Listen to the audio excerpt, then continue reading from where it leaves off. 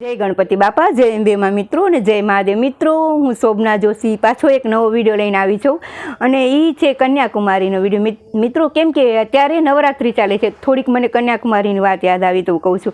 અને એ પશ્ચિમ બંગાળમાં દક્ષિણના છેડામાં છે કન્યાકુમારી મંદિર અને એક અદ્ભુત સ્થળ છે ત્યાં. અને વિશાળ સમુદ્ર અને બંગાળની ખાડી અને મહાસાગરનો સંમેલન થાય છે ત્રણેયનું. અને મિત્રો જોવાલાયક છે એ મંદિર. અને માતાજીએ ખૂબ તપ કર્યું હતું મહાદેવને પામવા માટે, લગ્ન માટે. તે પહેલાં તપ કરે છે મા સતી, પછી મા પાર્વતીનું રૂપ લે છે ને ત્યારે કન્યાકુમારી તપ કરે છે મહાદેવનું. અને ત્યારે મહાદેવના સાથે લગ્ન થાય છે મિત્રો. અને એક બાણાસુર કે છે રાક્ષસ, એને મારવા માટે પણ એ કન્યાકુમારીએ રૂપ લીધું હતું. એ આગળ છે ઘણો લેખ, પણ આપણે તો મહાદેવના લગ્નની જ વાત કરશું મિત્રો. અને એ મા પાર્વતીએ તપ કર્યું હતું ત્યારે એ કન્યાકુમારી રૂપ ધર્યું હતું. તો આપણે એ કન્યાકુમારીનું મંદિર જોવાલાયક સ્થળ મિત્રો.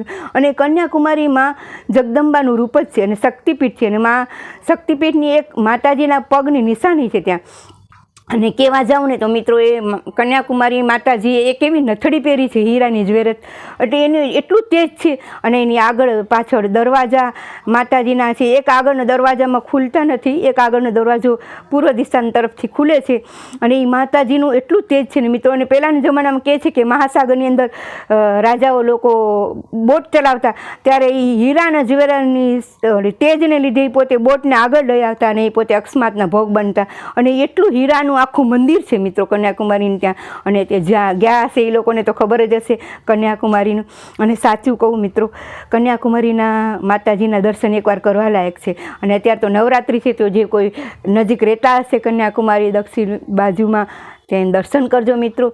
અને સાચું કહું મિત્રો, એક કહું કે મને બી પોતાને કહે છે ને કે 40-50ની ઉંમરે કાંઈ થતું નથી, મને પોતાને પણ કાંઈ નથી હિંમત થતી, પણ મારા છોકરાઓએ મને હિંમત દીધી છે. અને મને સાચું કહું મિત્રો, હું તમે મારા બધા છો એટલે હું તમને કહું છું, પણ મને વિડીયો બનાવતા નહોતો આવડતો, પણ મને આટલી હિંમતને લીધે મને મારા છોકરાઓ હિંમત દઈ અને મને અત્યારે હું આજે વિડીયો બી બનાવું છું અને કે શેર બી કરું છું. અને મને વિડીયો બનાવતા અને વિડીયો કરતાં બી આવડી ગયો છે મિત્રો. આ તમારી બધાની કૃપાથી. અને મારો લાઇક કરજો, અને તમે બધા લાઇક કરો છો ને વિડીયો, એટલે મને કરવાનો ઉમંગ થાય છે મિત્રો. જય મહાદેવ ને જય અંબેમાં.